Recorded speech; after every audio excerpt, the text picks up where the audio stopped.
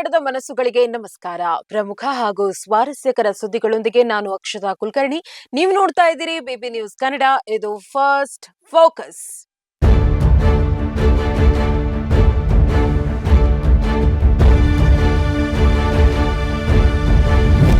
ಮೊದಲಿಗೆ first focus ಸುದ್ದಿಯ ಮುಖ್ಯಾಂಶಗಳು.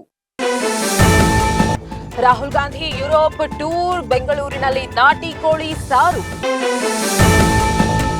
ಮಹಾರಾಷ್ಟ್ರದಲ್ಲಿ ಪವರ್ ಪಾಲಿಟಿಕ್ಸ್, ಪವಾರ್ ಪರಿವಾರ ದೋಸ್ತಿ ಟ್ರಿಕ್ಸ್.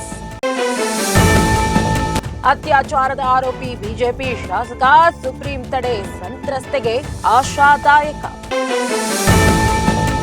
ಬೆಂಗಳೂರಿನ ಕೆನರಾ ಬ್ಯಾಂಕ್ ಮ್ಯಾನೇಜರ್, ಗ್ರಾಹಕರಿಗೆ 3 ಕೋಟಿ ಪಂಗನಾಮ. ಕನ್ನಡ ಕಿರುತೆರೆ ನಟಿ ನಂದಿನಿ ಆತ್ಮಹತ್ಯೆ. ಮಹಾರಾಷ್ಟ್ರ ಪೊಲೀಸರಿಂದ ಡ್ರಗ್ಸ್ ಪತ್ತೆ, ಕರ್ನಾಟಕ ಪೊಲೀಸರ ಅಮಾನತು. ರಕ್ಕಸಪುರದಲ್ಲಿ ರಾಜ್ ಶೆಟ್ಟಿ ಮತ್ತೊಂದು ವಿಭಿನ್ನ ಪ್ರಯತ್ನ. ಇದೀಗ ಫಸ್ಟ್ ಫೋಕಸ್ ವಾರ್ತೆಯ ವಿವರಗಳು. ರಾಹುಲ್ ಗಾಂಧಿ ಯುರೋಪ್ ಟೂರು, ಬೆಂಗಳೂರಿನಲ್ಲಿ ನಾಟಿ ಕೋಳಿ ಸಾರು. ಕರ್ನಾಟಕ ಕಾಂಗ್ರೆಸ್ನಲ್ಲಿ ಮುಖ್ಯಮಂತ್ರಿ ಸಿದ್ದರಾಮಯ್ಯ ಮತ್ತು ಉಪಮುಖ್ಯಮಂತ್ರಿ ಡಿಕೆ ಶಿವಕುಮಾರ್ ಬಣಗಳ ನಡುವಿನ ರಾಜಕೀಯ ಜಟಾಪಟಿ ಇದೀಗ ಸದ್ಯಕ್ಕೆ ತುಸು ತಣ್ಣಗಾದಂತೆ ಕಾಣ್ತಾ ಇದೆ. ರಾಹುಲ್ ಗಾಂಧಿಯವರು ಯುರೋಪ್ ಪ್ರವಾಸದಲ್ಲಿ ಇರೋದ್ರಿಂದ ಉಭಯ ನಾಯಕರ ಬೆಂಬಲಿಗರು ಬಹಿರಂಗ ಹೇಳಿಕೆಗಳಿಂದ ದೂರವಿದ್ದಾರೆ. ಆದರೆ ಜನವರಿ 9ಕ್ಕೆ ರಾಹುಲ್ ಗಾಂಧಿ ವಾಪಸ್ಸಾದ ನಂತರ ಇಬ್ರು ನಾಯಕರು ದೆಹಲಿಗೆ ಕರೆಸುವ ಸಾಧ್ಯತೆ ಇದ್ದು ಅಲ್ಲಿ ಅಧಿಕಾರ ಹಂಚಿಕೆಯ ಕುರಿತು ಮಹತ್ವದ ಚರ್ಚೆ ನಡೆಯಲಿದೆ ಎಂದು ಹೇಳಲಾಗ್ತಾ ಇದೆ. ಸಿದ್ದರಾಮಯ್ಯ ಅವರ ಆಪ್ತರು ಸಂಕ್ರಾಂತಿಯ ನಂತರ ಸಂಪುಟ ಪುನರ್ರಚನೆಯ ನಿರೀಕ್ಷೆಯಲ್ಲಿದ್ದು ಸಚಿವ ಸ್ಥಾನಕ್ಕಾಗಿ ಸಲೀಂ ಅಹಮದ್ ಮತ್ತು ಅಜಯ್ ಧರ್ಮಸಿಂಗ್ ಅವರಂತಹ ನಾಯಕರು ಲಾಬಿ ನಡೆಸ್ತಾ ಇದ್ದಾರೆ. ಇದೇ ವೇಳೆ ಜನವರಿ 6ರಂದು ಸಿದ್ದರಾಮಯ್ಯ ಅವರು ಅತಿ ಹೆಚ್ಚು ಕಾಲ ಮುಖ್ಯಮಂತ್ರಿಯಾಗಿ ಸೇವೆ ಸಲ್ಲಿಸಿದ ಡಿ ದೇವರಾಜ್ ಅರಸ್ ಅವರ ದಾಖಲೆ ಮುರಿಯಲಿದ್ದಾರೆ. ಇದನ್ನು ಸಂಭ್ರಮಿಸಲು ಯುವ ಅಹಿಂದ್ ಸದಸ್ಯರು ಬೆಂಗಳೂರಿನಲ್ಲಿ 10,000 ಜನರಿಗೆ ನಾಟಿಕೋಳಿ ಸಾರು ಒಳಗೊಂಡ ಬೃಹತ್ ಔತಣಕೂಟ ಆಯೋಜಿಸ್ತಾ ಇದ್ದಾರೆ. ಮತ್ತೊಂದೆಡೆ ಡಿಕೆ ಶಿವಕುಮಾರ್ ಅವರು ತಮಗೆ ನೀಡಲಾದ ಭರವಸೆಯಂತೆ ಮುಖ್ಯಮಂತ್ರಿ ಸ್ಥಾನಕ್ಕೆ ಹೈಕಮಾಂಡ್ ಮೇಲೆ ಒತ್ತಡ ಹೇರಲು ಸಜ್ಜಾಗ್ತಾ ಇದ್ದಾರೆ. ಒಂದ್ ವೇಳೆ ಬದಲಾವಣೆ ಅನಿವಾರ್ಯವಾದರೆ ಅಹಿಂದ್ ವರ್ಗದ ಡಾಕ್ಟರ್ ಜಿ ಪರಮೇಶ್ವರ್ ಅವರ ಹೆಸರು ಚರ್ಚೆಯಲ್ಲಿದೆ. ರಾಹುಲ್ ಗಾಂಧಿ ಅವರ ಆಗಮನದ ನಂತರ ಎಲ್ಲ ರಾಜಕೀಯ ಬೆಳವಣಿಗೆಗಳ ಒಂದು ತಾರ್ಕಿಕ ಅಂತ್ಯಕ್ಕೆ ಬರುವ ಸಾಧ್ಯತೆ ಇದೆ. ಮಹಾರಾಷ್ಟ್ರದಲ್ಲಿ ಪವರ್ ಪಾಲಿಟಿಕ್ಸ್, ಪವಾರ್ ಪರಿವಾರ ದೋಸ್ತಿ ಟ್ರಿಕ್ಸ್. ಮಹಾರಾಷ್ಟ್ರ ರಾಜಕೀಯದಲ್ಲಿ ಸಂಚಲನ ಮೂಡಿಸುವಂತೆ ಉಪಮುಖ್ಯಮಂತ್ರಿ ಅಜಿತ್ ಪವಾರ್ ಅವರು ತಮ್ಮ ಚಿಕ್ಕಪ್ಪ ಶರದ್ ಪವಾರ್ ನೇತೃತ್ವದ ಎನ್ಸಿಪಿ ಶರದ್ ಪವಾರ್ ಬಣದೊಂದಿಗೆ ಮೈತ್ರಿ ಮಾಡಿಕೊಳ್ಳುವುದಾಗಿ ಘೋಷಿಸಿದ್ದಾರೆ. ಜನವರಿ 15ರಂದು ನಡೆಯಲಿರುವ ಪಿಂಪ್ರಿ ಚಿಂಚವಾಡ್ ಮತ್ತು ಪುಣೆ ಮಹಾನಗರ ಪಾಲಿಕೆ ಚುನಾವಣೆಗಳಿಗಾಗಿ ಈ ಹಳೆಯ ಎದುರಾಳಿಗಳು ಕೈ ಜೋಡಿಸ್ತಾ ಇರೋದು ರಾಜ್ಯ ರಾಜಕೀಯದಲ್ಲಿ ಹೊಸ ಚರ್ಚೆಯನ್ನ ಹುಟ್ಟುಹಾಕಿದೆ. ಮಹಾರಾಷ್ಟ್ರದ ಅಭಿವೃದ್ಧಿಗಾಗಿ ಮತ್ತು ಕುಟುಂಬದ ಹಿತದೃಷ್ಟಿಯಿಂದ ಪವಾರ್ ಪರಿವಾರ ಮತ್ತೆ ಒಂದಾಗಿದೆ ಎಂದು ಅಜಿತ್ ಪವಾರ್ ತಿಳಿಸಿದ್ದಾರೆ. ಈ ಮೈತ್ರಿಯು ಕೇವಲ ಸ್ಥಳೀಯ ಸಂಸ್ಥೆಗಳ ಚುನಾವಣೆಗೆ ಮಾತ್ರ ಸೀಮಿತವಾಗಿದ್ರೂ ಕಳೆದ 2 ವರ್ಷಗಳಿಂದ ಪರಸ್ಪರ ಟೀಕಿಸ್ತಾ ಇದ್ದ ಈ ಎರಡೂ ಬಣಗಳು ಈಗ ಗಡಿಯಾರ ಮತ್ತು ತುತ್ತೂರಿ ಚಿಹ್ನೆಗಳ ಅಡಿಯಲ್ಲಿ ಒಟ್ಟಾಗಿ ಸ್ಪರ್ಧಿಸ್ತಾ ಇರೋದು ವಿಶೇಷವಾಗಿದೆ. ಅಜಿತ್ ಪವಾರ್ ಬಣ ಸದ್ಯ ರಾಜ್ಯದಲ್ಲಿ ಬಿಜೆಪಿ, ಶಿವಸೇನೆ, ಶಿಂಧೆ ನೇತೃತ್ವದ ಮಹಾಯುತಿ ಮೈತ್ರಿಕೂಟದಲ್ಲಿದ್ದರೆ, ಶರದ್ ಪವಾರ್ ಬಣವು ಕಾಂಗ್ರೆಸ್ ಒಳಗೊಂಡ ಮಹಾ ವಿಕಾಸ್ ಅಘಾಡಿ ಮೈತ್ರಿಕೂಟದಲ್ಲಿದೆ. ಈಗ ಸ್ಥಳೀಯ ಮಟ್ಟದಲ್ಲಿ ಇವರಿಬ್ಬರು ಒಂದಾಗಿರುವುದು ಮೈತ್ರಿಕೂಟದ ಇತರ ಪಕ್ಷಗಳಾದ ಬಿಜೆಪಿ ಮತ್ತು ಕಾಂಗ್ರೆಸ್ಗೆ ಕಳವಳ ಮೂಡಿಸಿದೆ. ಮುಂಬರುವ ಚುನಾವಣೆಗಳಲ್ಲಿ ಅಜಿತ್ ಪವಾರ್ ರಾಜ್ಯ ಮಟ್ಟದ ಜವಾಬ್ದಾರಿಗಳನ್ನ ನೋಡಿಕೊಂಡ್ರೆ, ಶರದ್ ಪವಾರ್ ಅವರ ಪುತ್ರಿ ಸುಪ್ರಿಯಾ ಅವರು ರಾಷ್ಟ್ರ ಮಟ್ಟದ ರಾಜಕಾರಣದಲ್ಲಿ ಮುಂದುವರಿಯುವ ಸೂಚನೆಗಳು ಕಂಡು ಬರ್ತಾ ಇವೆ. ಪವಾರ್ ಕುಟುಂಬದ ಈ ಪುನರ್ಮಿಲನ ಮರಾಠ ಮತದಾರರನ್ನ ಸೆಳೆಯುವಲ್ಲಿ ಪ್ರಮುಖ ಪಾತ್ರ ವಹಿಸುವ ಸಾಧ್ಯತೆ ಇದೆ. ಜನವರಿ 15ರ ಚುನಾವಣಾ ಫಲಿತಾಂಶವು ಈ ಒಗ್ಗಟ್ಟಿನ ಶಕ್ತಿ ಮತ್ತು ಮಹಾರಾಷ್ಟ್ರದ ಮುಂದಿನ ರಾಜಕೀಯ ದಿಕ್ಸೂಚಿಯನ್ನ ನಿರ್ಧರಿಸಲಿದೆ. ಅತ್ಯಾಚಾರದ ಆರೋಪಿ ಬಿಜೆಪಿ ಶಾಸಕ, ಸುಪ್ರೀಂ ತಡೆ ಸಂತ್ರಸ್ತೆಗೆ ಆಶಾದಾಯಕ. ಉನ್ನಾವ್ ಅತ್ಯಾಚಾರ ಪ್ರಕರಣದ ಪ್ರಮುಖ ಆರೋಪಿ ಮಾಜಿ ಬಿಜೆಪಿ ಶಾಸಕ ಕುಲದೀಪ್ ಸಿಂಗ್ ಸೆಂಗಾರ್ಗೆ ನೀಡಲಾಗಿದ್ದ ಜೀವಾವಧಿ ಶಿಕ್ಷೆಯನ್ನು ಅಮಾನತುಗೊಳಿಸಿದ್ದ ದೆಹಲಿ ಹೈಕೋರ್ಟ್ ಆದೇಶಕ್ಕೆ ಸುಪ್ರೀಂ ಕೋರ್ಟ್ ಸೋಮವಾರ ತಡೆ ನೀಡಿದೆ. ಈ ಮಹತ್ವದ ತೀರ್ಪಿನಿಂದಾಗಿ ತಮಗೆ ನ್ಯಾಯ ಸಿಕ್ಕಂತಾಗಿದೆ ಎಂದು ಸಂತ್ರಸ್ತೆ ಸಂತಸ ವ್ಯಕ್ತಪಡಿಸಿದ್ದಾರೆ.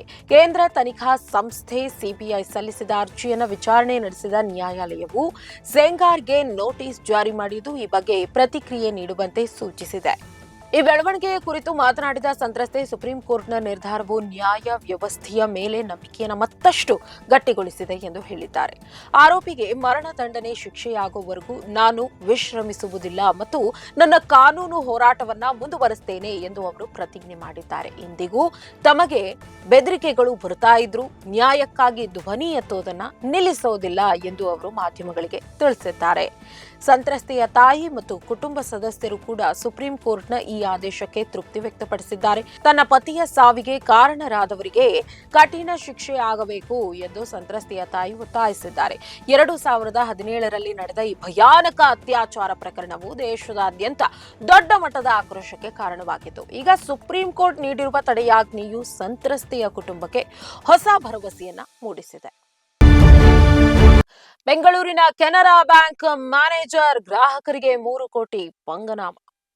ಬೆಂಗಳೂರಿನ ಮಲ್ಲೇಶ್ವರದ ಕೆನರಾ ಬ್ಯಾಂಕ್ ಶಾಖೆಯಲ್ಲಿ ಸೀನಿಯರ್ ಮ್ಯಾನೇಜರ್ ಆಗಿದ್ದ ರಘು ಅನ್ನೋ ವ್ಯಕ್ತಿ 41ಕ್ಕೂ ಹೆಚ್ಚು ಗ್ರಾಹಕರಿಗೆ ಸುಮಾರು 3.11 ಕೋಟಿ ರೂಪಾಯಿ ವಂಚಿಸಿ ನಾಪತ್ತೆಯಾಗಿರುವುದು ಬೆಳಕಿಗೆ ಬಂದಿದೆ. ಬ್ಯಾಂಕ್ ಅಧಿಕಾರಿಯ ಮೇಲಿರುವ ನಂಬಿಕೆಯನ್ನೇ ಬಂಡವಾಳವಾಗಿಸಿಕೊಂಡು ಈ ಬೃಹತ್ ವಂಚನೆ ನಡೆದಿದ್ದು ಮಲ್ಲೇಶ್ವರಂ ಪೊಲೀಸ್ ಠಾಣೆಯಲ್ಲಿ ಪ್ರಕರಣ ದಾಖಲಾಗಿದೆ. ಆರೋಪಿ ರಘು ಕುಟುಂಬದ ಕಷ್ಟದ ನೆಪವೊಡ್ಡಿ ಗ್ರಾಹಕರ ಅನುಕಂಪ ಗಿಟ್ಟಿಸ್ತಾ ಇದ್ರು.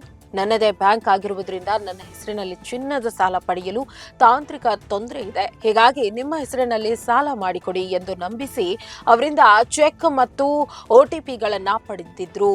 ಬ್ಯಾಂಕ್ ನಿಯಮದಂತೆ ಪ್ರತಿ 3 ತಿಂಗಳಿಗೊಮ್ಮೆ ನಡೆಯುವ ಆಡಿಟ್ ಸಮಯದಲ್ಲಿ ಕಡತಗಳಲ್ಲಿ ಸಾಲದ ದಾಖಲೆಗಳಿದ್ರು ಬ್ಯಾಂಕ್ನ ಲಾಕರ್ನಲ್ಲಿ ಅಡವಿಟ್ಟು ಚಿನ್ನ ಇಲ್ಲದಿರುವುದು ಪತ್ತೆಯಾಗಿದೆ.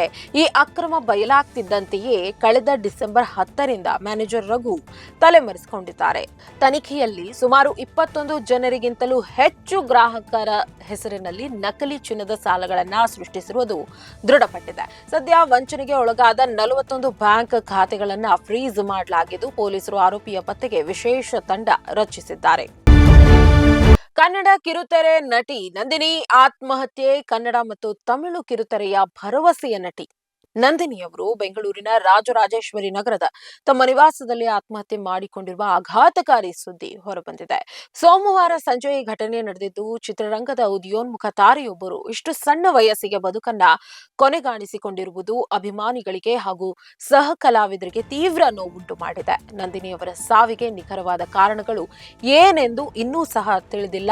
ಪೊಲೀಸರು ಈ ಬಗ್ಗೆ ತನಿಖೆ ಆರಂಭಿಸಿದ್ದಾರೆ. ನಂದಿನಿಯವರು ಕೇವಲ ಕನ್ನಡ ಮಾತ್ರವಲ್ಲದೆ ತಮಿಳು ಧಾರಾವಾಹಿಗಳಲ್ಲೂ ಮಿಂಚುತ್ತಾ ಇದ್ರು. ಕನ್ನಡದ ಜನಪ್ರಿಯ ಧಾರಾವಾಹಿಗಳಾದ ಜೀವ ಹೂವಾಗಿದೆ, ನೀನಾದೇನ, ಸಂಘರ್ಷ ಹಾಗೂ ಮದುಮಗಳು ಸರಣಿಗಳಲ್ಲಿ ನಟಿಸುವ ಮೂಲಕ ಅವರು ಮನೆ ಮಾತಾಗಿದ್ರು.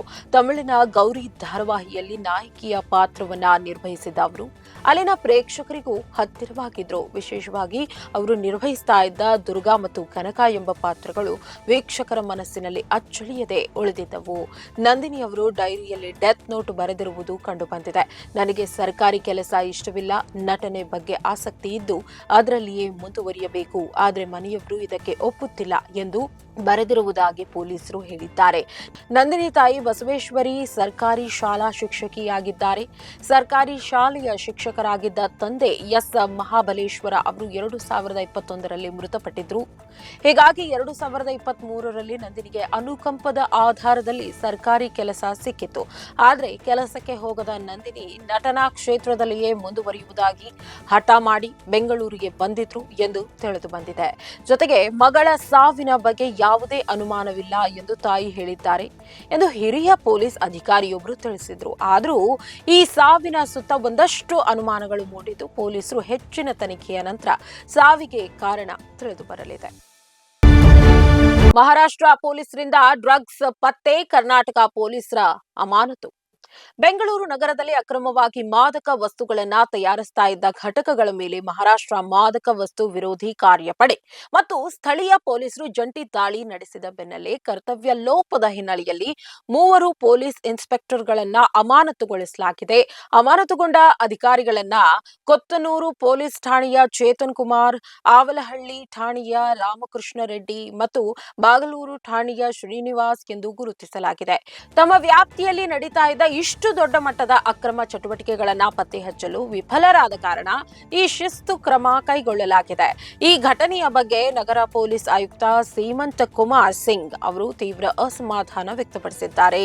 ನಗರದಲ್ಲಿ ಮಾದಕ ವಸ್ತುಗಳ ವಿರುದ್ಧ ಈ ಅಧಿಕಾರಿಗಳು ಸರಿಯಾದ ಗುಪ್ತಚರ ಮಾಹಿತಿ ಸಂಗ್ರಹಿಸುವಲ್ಲಿ ಮತ್ತು ಮನೆ ಮನೆಗೆ ಪೊಲೀಸ್ ಯೋಜನೆಯನ್ನ ಪರಿಣಾಮಕಾರಿಯಾಗಿ ಜಾರಿಗೊಳಿಸುವಲ್ಲಿ ನಿರ್ಲಕ್ಷ್ಯ ತೋರಿದ್ದಾರೆ ಎಂದು ಅವರು ತಿಳಿಸಿದ್ರು. ಇಲಾಖೆಯ ಕಣ್ಣೆದುರು ಇಂತಹ ಅಕ್ರಮ ಘಟನೆಗಳು ನಡೀತಾ ಇದ್ದು ಬೆಂಗಳೂರು ಪೊಲೀಸರಿಗೆ ಮುಜುಗರ ತಂದಿದೆ. ಜಂಟಿ ಕಾರ್ಯಾಚರಣೆಯ ಸಮಯದಲ್ಲಿ ಪೊಲೀಸರು ಸುಮಾರು 1.2 ಕೋಟಿ ರೂಪಾಯಿ ಮೌಲ್ಯದ 4.2 ಕೆಜಿ ಮೆಫೆಡ್ರೋನ್ ಮಾದಕ ದ್ರವ್ಯವನ್ನ ವಶಪಡಿಸಿಕೊಂಡಿದ್ದಾರೆ. ಇದರೊಂದಿಗೆ ಮಾದಕ ವಸ್ತು ತಯಾರಿಕೆಗೆ ಬಳಸ್ತಾ ಇದ್ದ ಯಂತ್ರೋಪಕರಣಗಳು ಮತ್ತು ಕಚ್ಚಾ ವಸ್ತುಗಳನ್ನ ಜಪ್ತಿ ಮಾಡಲಾಗಿದೆ. ಮಹಾರಾಷ್ಟ್ರ ಪೊಲೀಸರ ಮಾಹಿತಿಯ ಪ್ರಕಾರ ಒಟ್ಟು ವಶಪಡಿಸಿಕೊಂಡ ದ್ರವ್ಯಗಳ ಮೌಲ್ಯ ಸುಮಾರು 55 ಕೋಟಿ ರೂಪಾಯಿಗಳಿಗೂ ಅಧಿಕವಿದೆ. ಬೆಂಗಳೂರಿನಲ್ಲಿ ತಯಾರಾಗ್ತಾ ಇದ್ದ ಈ ವಿಷಕಾರಿ ವಸ್ತುಗಳನ್ನ ಬೇರೆ ಬೇರೆ ರಾಜ್ಯಗಳಿಗೆ ಸರಬರಾಜು ಮಾಡಲಾಗ್ತಿತ್ತು ಎಂಬ ಅಂಶವು ತನಿಖೆಯಿಂದ ಬಯಲಾಗಿದೆ. ರಕ್ಕಸಪುರದಲ್ಲಿ ರಾಜ್ ಶೆಟ್ಟಿ ಮತ್ತೊಂದು ವಿಭಿನ್ನ ಪ್ರಯತ್ನ. ಗರುಡ ಗಮನ, ವೃಷಭ ವಾಹನ ಮತ್ತು ಟೋಬಿ ಖ್ಯಾತಿಯ ರಾಜ್ಬಿ ಶೆಟ್ಟಿ ಇದೀಗ ರಕ್ಕಸಪುರದೋಳ್ ಎಂಬ ಹೊಸ ಚಿತ್ರದ ಮೂಲಕ ಅಭಿಮಾನಿಗಳ ಮುಂದೆ ಬರಲು ಸಜ್ಜಾಗಿದ್ದಾರೆ. ಜೋಗಿ ಪ್ರೇಮ್ ಅವರ ಶಿಷ್ಯ ರವಿ ಸಾರಂಗ ನಿರ್ದೇಶಿಸಿರುವ ಈ ಚಿತ್ರವು ಕೊಳ್ಳೇಗಾಲದ ಹಿನ್ನೆಲೆಯಲ್ಲಿ ನಡೆಯುವ ವಿಭಿನ್ನ ಕ್ರೈಮ್ ಥ್ರಿಲ್ಲರ್ ಕಥೆಯನ್ನ ಒಳಗೊಂಡಿದೆ. ಇತ್ತೀಚೆಗಷ್ಟೇ ಬಿಡುಗಡೆಯಾದ ಈ ಚಿತ್ರದ ಫಸ್ಟ್ ಲುಕ್ ಪೋಸ್ಟರ್ ಸಿನಿ ರಸಿಕರಲ್ಲಿ ಕುತೂಹಲ ಮೂಡಿಸಿದೆ. ಈ ಚಿತ್ರದಲ್ಲಿ ರಾಜ್ಬಿ ಶೆಟ್ಟಿ ಪೊಲೀಸ್ ಅಧಿಕಾರಿಯ ಪಾತ್ರದಲ್ಲಿ ಕಾಣಿಸಿಕೊಂಡಿದ್ರು. ಇದು ಸಾಧಾರಣ ಪೊಲೀಸ್ ಕಥೆಯಲ್ಲ. ಮನುಷ್ಯನ ಒಳಗಿರುವ ಒಳ್ಳೆಯತನ ಮತ್ತು ಕತ್ತಲೆಯ ನಡುವಿನ ಹೋರಾಟವೇ ಈ ಸಿನಿಮಾದ ವಸ್ತು. ತನ್ನೊಳಗಿನ ದೈತ್ಯವನ್ನ ಎದುರಿಸುವ ಒಬ್ಬ ವ್ಯಕ್ತಿಯ ಆಂತರಿಕ ಪ್ರಯಾಣ ಮತ್ತು ನೋವನ್ನ ಈ ಚಿತ್ರದಲ್ಲಿ ವಾಸ್ತವಿಕವಾಗಿ ಚಿತ್ರಿಸಲಾಗಿದೆ. ಈ ವಿಭಿನ್ನ ಪಾತ್ರ ಮತ್ತು ಕಥೆಯ ಹಂದರವೇ ತಮ್ಮನ್ನ ಈ ಸಿನಿಮಾ ಒಪ್ಪಿಕೊಳ್ಳಲು ಪ್ರೇರೇಪಿಸಿತು ಎಂದು ರಾಜ್ ಶೆಟ್ಟಿ ತಿಳಿಸಿದ್ದಾರೆ. ಖ್ಯಾತ ಸಾಹಸ ನಿರ್ದೇಶಕ ಕೆ ರವಿ ವರ್ಮಾ ನಿರ್ಮಿಸಿರುವ ಈ ಚಿತ್ರಕ್ಕೆ ಅರ್ಜುನ್ ಜನ್ಯ ಸಂಗೀತ ನೀಡಿದ್ದು ವಿಲಿಯಂ ಡೇವಿಡ್ ಅವರ ಛಾಯಾಗ್ರಹಣವಿದೆ. ಚಿತ್ರದಲ್ಲಿ ಸ್ವಾತಿಷ್ಠ ಕೃಷ್ಣ ಮತ್ತು ಅರ್ಚನಾ ಕೊಟ್ಟಿಗೆ ನಾಯಕಿಯರಾಗಿ ನಟಿಸ್ತಾ ಇದ್ದು ಬಿ ಸುರೇಶ್ ಹಾಗೂ ಗೋಪಾಲ್ ದೇಶಪಾಂಡೆ ಸೇರಿದಂತೆ ದೊಡ್ಡ ತಾರಾಗಣವೇ ಇದೆ. ವಿಭಿನ್ನ ಪಾತ್ರಗಳ ಮೂಲಕ ಗಮನ ಸೆಳೆಯುವ ರಾಜ್ಬಿ ಶೆಟ್ಟಿ ಈ ಬಾರಿಯೂ ಒಂದು ಗಂಭೀರ ಕಥೆಯ ಮೂಲಕ ಪ್ರೇಕ್ಷಕರನ್ನ ರಂಜಿಸಲು ಸಿದ್ಧರಾಗಿದ್ದಾರೆ. ಇದಾಗಿತ್ತು ಈ ಕ್ಷಣದ ನ್ಯೂಸ್ ಫಸ್ಟ್ ಫೋಕಸ್. ನೈಜ ಹಾಗೂ ತಾಜಾ ಸುದ್ದಿ, ಪ್ರಾಮಾಣಿಕ ವರದಿ, ನಿಷ್ಠೂರ ವಿಶ್ಲೇಷಣೆಗಳಿಗಾಗಿ ಸದಾ ಗಮನಿಸಿ ಬಿಬಿ ನ್ಯೂಸ್ ಕನ್ನಡ. ಇದು ಕನ್ನಡಿಗರ ಪ್ರತಿಧ್ವನಿ.